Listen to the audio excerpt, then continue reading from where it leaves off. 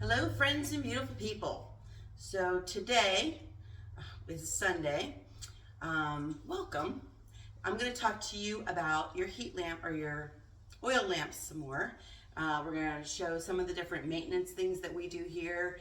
And then I'm also going to show you what you get when you unpack a new lamp and how to put it together and what to do. So we have various lamps here at the farm.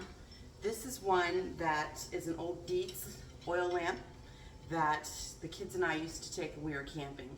And the kids were younger, so what I did was I chose this one because it had the guard on it and I was worried the kids would knock it over.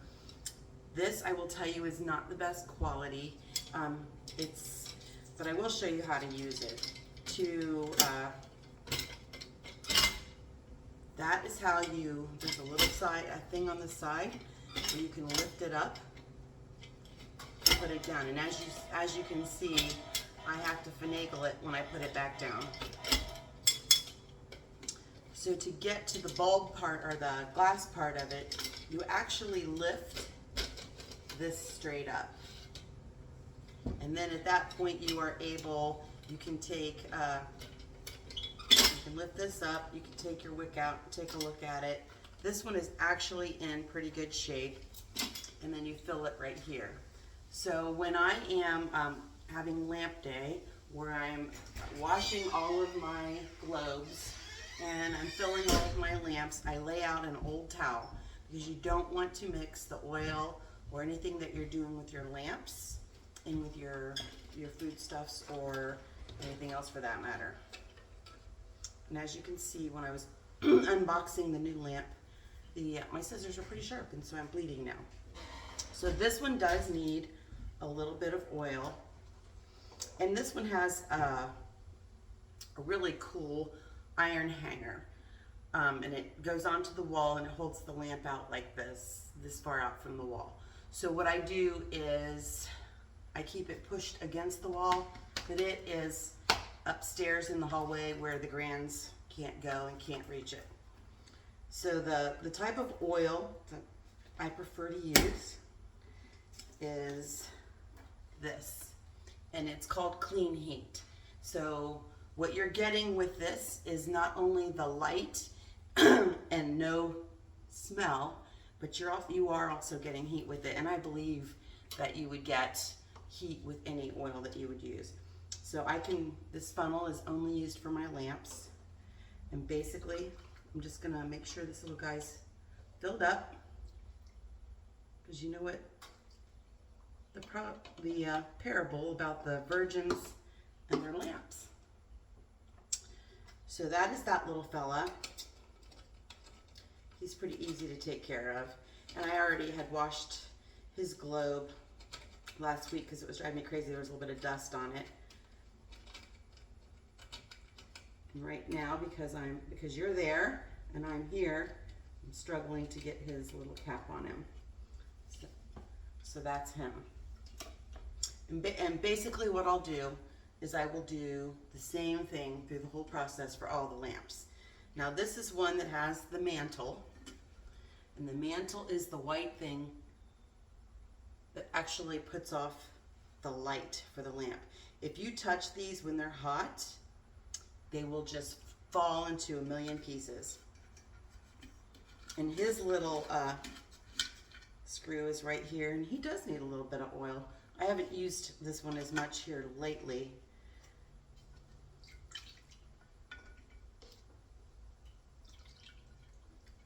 But we had windstorms yesterday, and a lot of people in the area lost power because it blew trees down onto the power lines. And it got me to thinking, it had been a minute since I've checked the oil in all the lamps. So there's that one, and let me show you on a different one, the way you check the actual wick.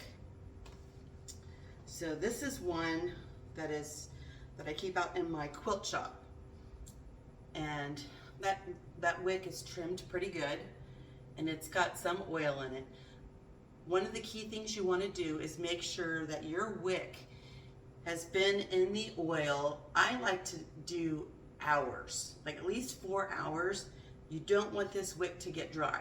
If this wick gets dry, all your lamp is going to do is burn wick, and that is definitely not ideal. So this one, the top, and this is just your standard, you know, I don't know, $15 one from your big box store. And this one you actually pour in through the top. Since you're watching, I'll use the funnel, but if you weren't here, I'd be slopping this stuff everywhere. And that's it for him. And then we're just going to screw him back on.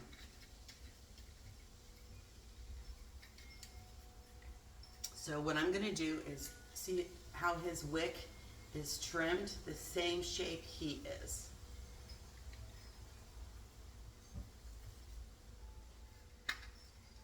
And this one I actually dropped outside because you don't want to screw it tight, but you do want to be mindful when you're carrying it, because that is not tight, and it can pop off if you're not carrying it by the bottom.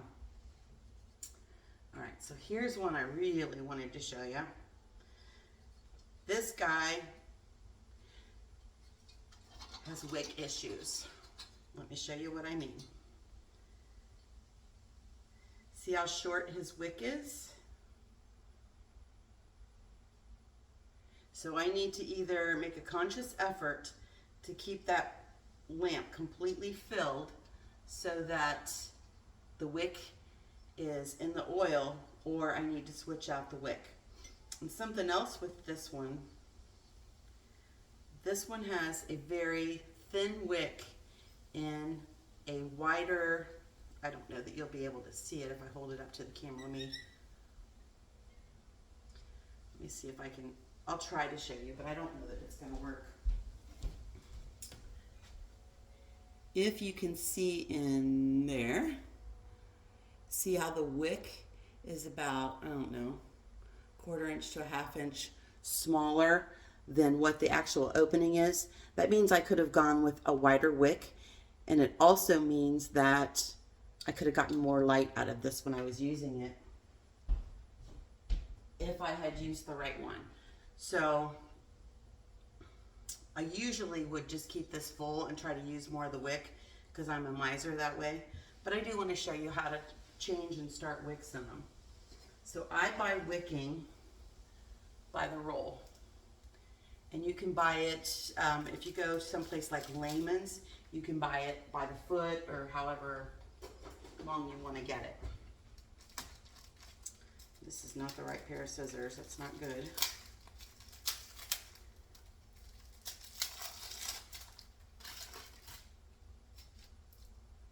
You want to make sure you get the plastic off of the end. They put it there to keep it from fraying.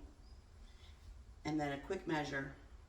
So what I do is I bring it up about 1 inch over the top of the lamp, because that's about how much space, maybe 2 inches from the bottom of the thing to the top here. So I'm going to add an extra 2 inches based on whatever the height of that is. So let's put this up here like this. And then I give him, a couple inches down in the oil. So this is, let me do it in front of the camera. It's very high tech measuring here. I just put my thumbnail there and I cut it.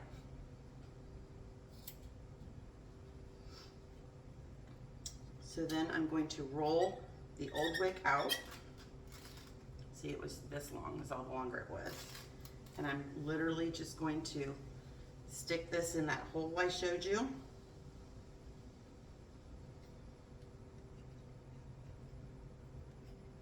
Roll it back up. There's actual teeth down there that will grab it. We're going to roll it up.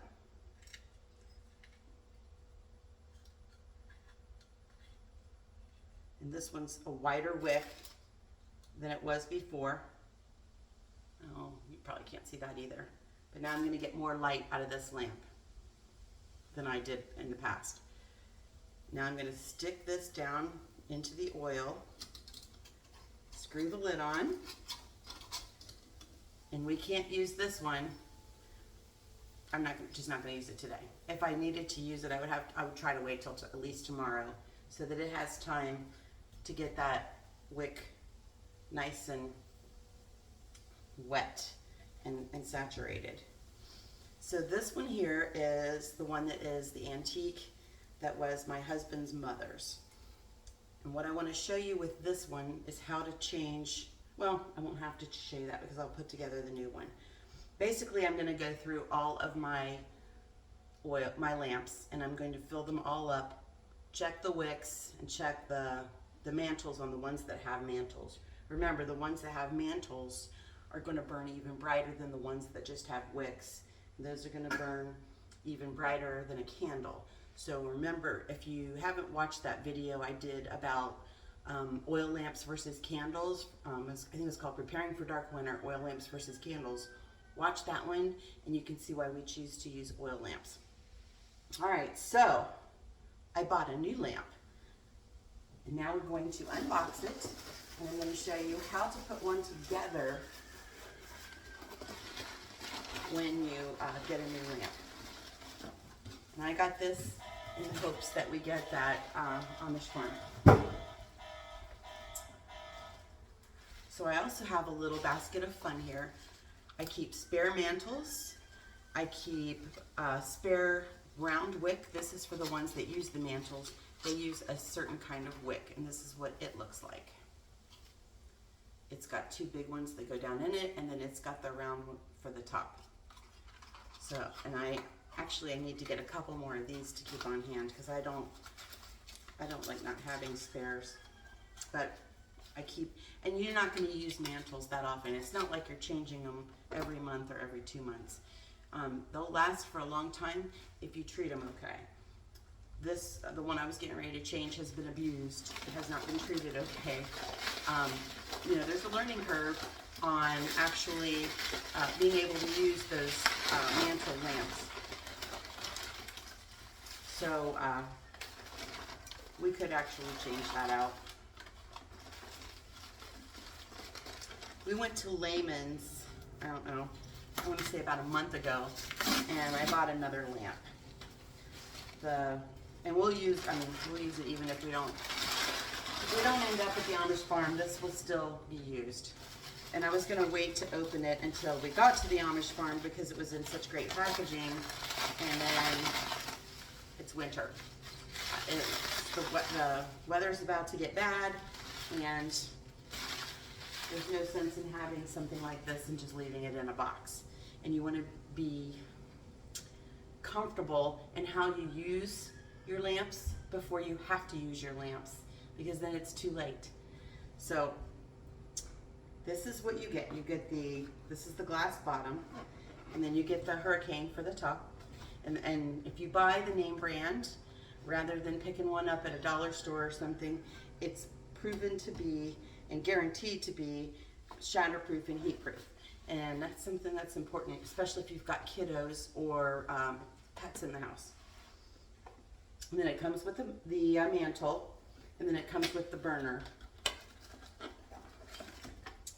Oh, bless their pea picking hearts. So they actually have already put the wick in for me, so I don't have to show you how to do that. And this is pretty cool because on the newer lamps, it actually separates those two wicks down in the bottom so that, see, he's got little legs. And then in the top, you can see the burner. And this right here is what you actually light. You'll put the wick, see the black is the wick? They always test them, that's why it's, see the black? Now you don't. That's the wick. So what you do is when you go to light one of these, well, before we finish putting this together, this is a great way to be able to show you this. You're going to put it up about this high, and then you're going to light it. And then you'll have your mantle on there, and when your mantle starts to light up, you'll turn this back down some, and you actually adjust how much light you get by turning that up and down. If you turn it up too high and your mantle turns red, no good. Your mantle will disintegrate. And this is what will happen. While I'm here, I might as well show you that. To your mantle.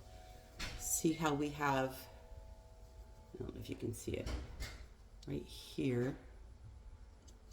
It's woven, so there we go. Maybe I can just, nope. He's not going to show off for you. But can you see on the back side how there's gaps? You can't see it very well. Right here, there are gaps in the webbing. And that's because we let it get too hot. And if we had touched this, this should be replaced actually right now. But it'll still work, so I'm a miser and we're still going to use it. I should replace it. That's why we don't let them get red hot. All right, so we have our burner. We have our mantle. We have the lamp bottom. And we have the hurricane.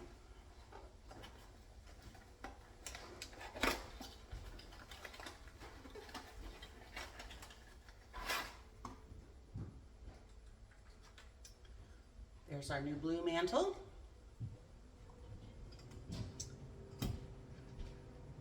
And again, before I put the oil on and get this all messy, this is the perfect time to show you this. So we'll come around. See the little slots? See the little teeth? We just put it in there and give it a little turn, and there you are. Now, a new one is covered. See how you can see waxiness on it compared to the other one? On a brand new one, that has to burn off before you can actually, it will do that, and you need to let it do that before you expect light from it. And if you touch that, then it'll just fall in a big pile. Ask me how I know. So just don't be alarmed that this one feels and looks different. It's just the way a brand new one is.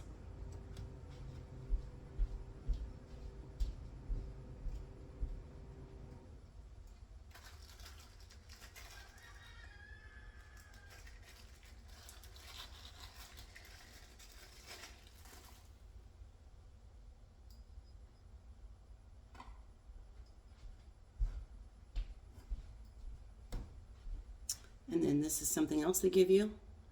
This is not a part for the lamp. It is a wick cleaner. And you just put it on top, turn it, and these little blades go across there. It's not even really a blade, but it'll take off the excess black. I can't show you on that one because I'll make a hot mess.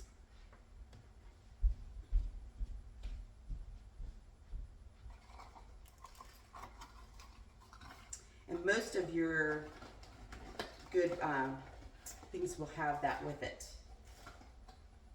And there's instructions in the box on how to do that. And that's it, kids. They're super easy to set up. Now, since we don't have any of that on here yet, I'm just going to go ahead and fill it up. See how this is a clear product? That's what you want from your lamp oil.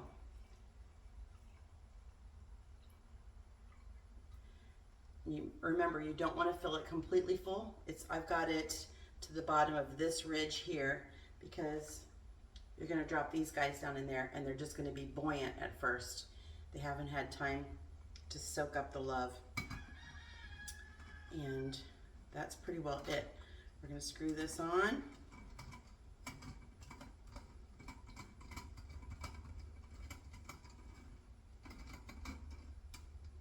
You can tell the quality of a lamp by the thing that turns the wick. Some of them are real chintzy and you just have to be careful with them.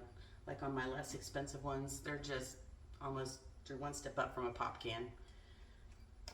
And that's it. So we'll let this one soak just like we're gonna let the other one to get saturated. And then before we use it, looks like I'm coming in from the wrong end of the box. All right.